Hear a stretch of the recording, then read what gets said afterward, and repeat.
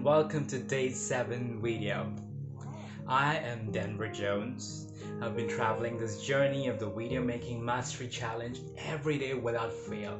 I hope that you are doing it too. It is really great and helpful. And today's topic was what thing or what work or what service or what would you do for someone even if you're not getting paid.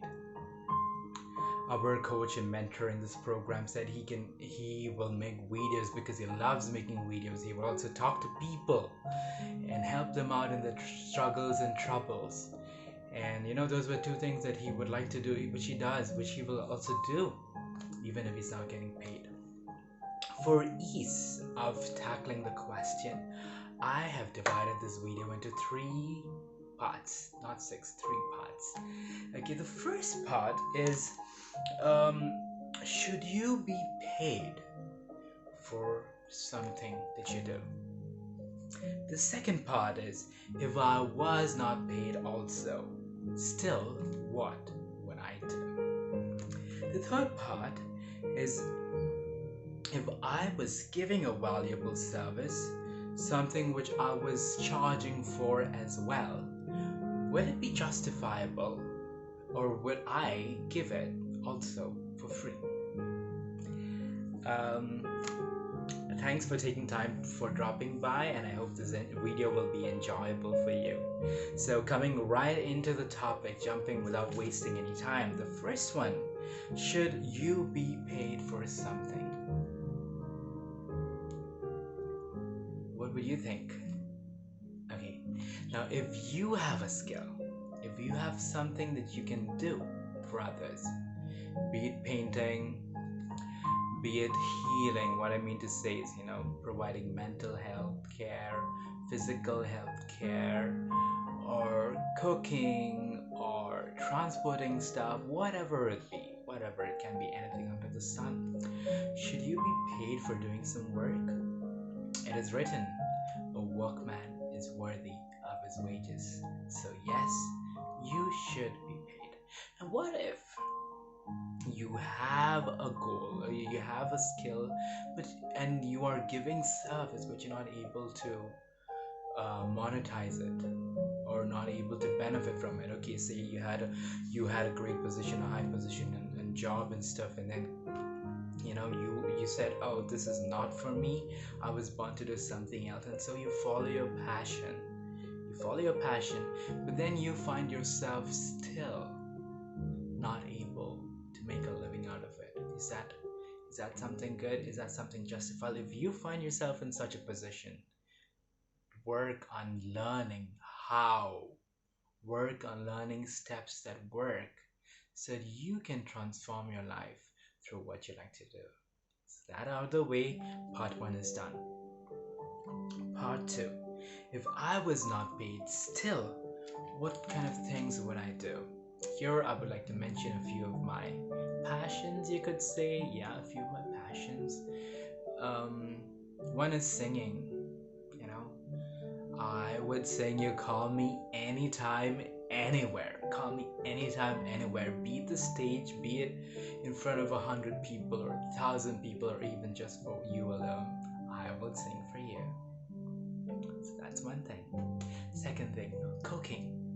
I would definitely love to host a meal for you. I would go ahead out of my way to make things extraordinary. That's how I cook anyway.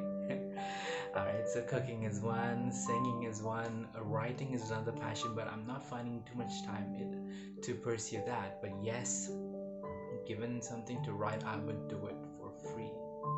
So 2, 3, 1, 2, 3 things. What else? Of course, cycling, sports activities. You would think cycling is something leisurely. No, it's not just a leisure thing. You can pursue it as a sport, as a career, for that matter, any sport, running and stuff. So even though you run a race,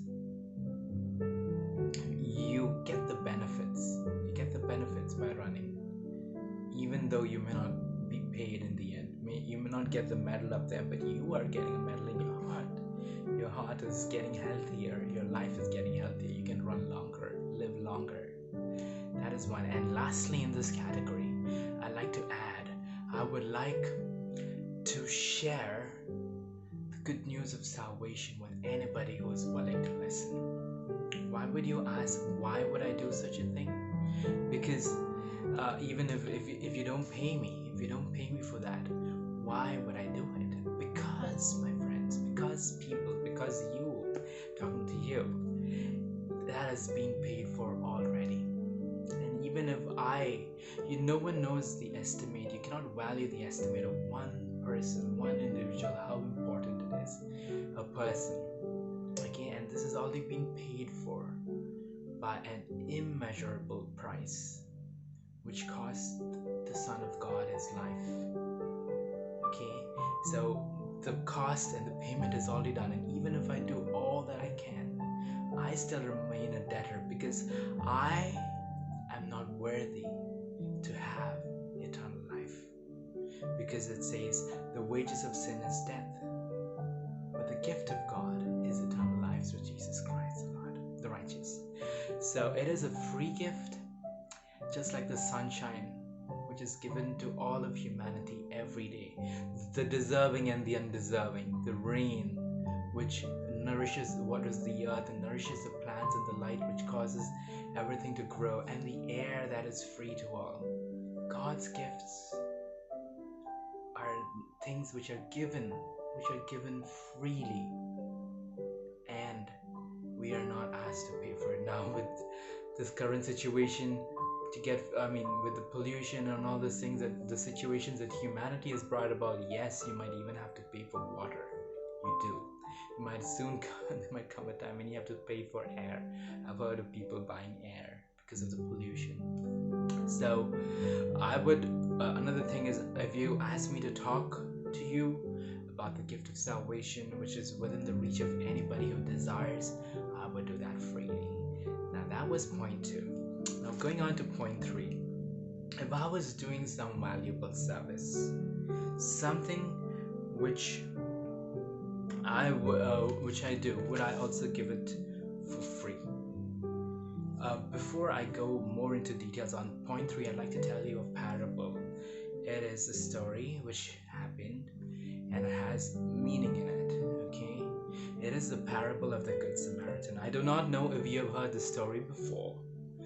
Perhaps many of you would have heard this. So what happened is, long ago, this story is set in the Jewish era, in the time of Israel. So we had the Jews, or the Israelites, and we had also the Samaritans, which were neighbors, like neighboring country. The Jews esteemed themselves higher and greater and more favored than the Samaritans, so they used to have no dealings as far as possible with a Samaritan, a person from Samaria. Okay, so this was the situation and the setting for the story. The story goes on that there was once a man who was traveling along a road, and he fell among thieves. So what happened is, he got attacked, he got robbed, he got beaten, and he was left half dead on the side of the road. Okay, he was left half dead on the side of the road, and he was soon to die. The sun came up and was scorching, and he was bruised and broken and bleeding and hammered and smashed up. Okay, that was his situation. There came a Jewish priest that way. Seeing him afar, he saw him. He crossed the road and walked on the other side of the road as though he had not seen this person. And then there came another esteemed person of Israel that way. He also saw the road and saw this person, and he just walked past without even showing, as though that person existed, as though nothing had happened at all. This person walked out. After some time, there came a Samaritan, you could say an enemy. There came an enemy by nation, by nation, or like a national enemy kind of person. A Samaritan also came that way. What this person did when he saw this person on the ground, bleeding and half dead. So he immediately got off his ass. They used to travel on donkeys. Okay, they used to call them asses or colts. He got off his donkey and he rushed to his aid. He cleaned his wounds. He gave him medicine. With alcohol, he cleaned his wounds and also gave him some to drink. And he anointed his wounds with oil.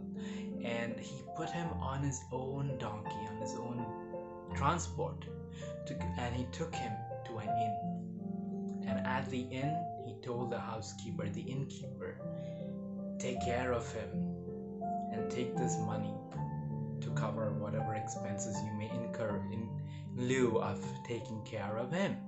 And when I return, if there is anything more that you have incurred, I will pay it to you. This shows you the human perspective of life, the human duty. Now, it may be that you as a human being can walk on the other side of the road. I as a human being can walk on the other side of the road. That is not fulfilling the purpose of life.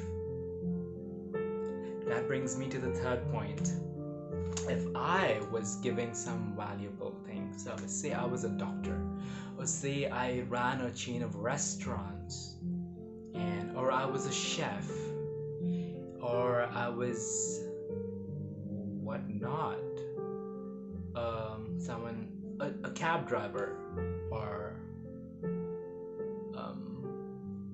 the owner of a hotel or something, and if there came my way someone who was genuinely unfortunate in life, someone who was genuinely in need of help, I should as virtue of being a human being, if it is in my capacity to do something, I should go ahead and help them. The same extends to animals. Animals cannot talk for themselves. Animals, they suffer. They are subject to human beings. Human beings treat them as garbage many times. They're so rude, they hammer them and all. But these little creatures, little or big creatures, they humbly, meekly suffer all the pain and insult that humans give upon them. That should not be the case. Just because someone is in need and doesn't have a mouth to say it, or voice to speak, doesn't mean that you can take advantage of them. But you should rather go out of your way to help them. For what goes around comes around. Your actions do have consequences. You toss a pebble into a water body and you see what happens. The ripples, even though you have tossed a stone far inside, the ripples go on wider and wider and wider till they reach the farthest shore. That's the same with a person's influence. So thanks for joining in this video. I hope you enjoyed the message and I hope you enjoyed listening to me. It was great talking to you, and I'll see you soon. And I do not feel like stopping the video. I guess I'm getting addicted to the challenge. So stay fired up and enjoy your journey as well. Go out of your way, make time for what is important in life. See you around. Take care.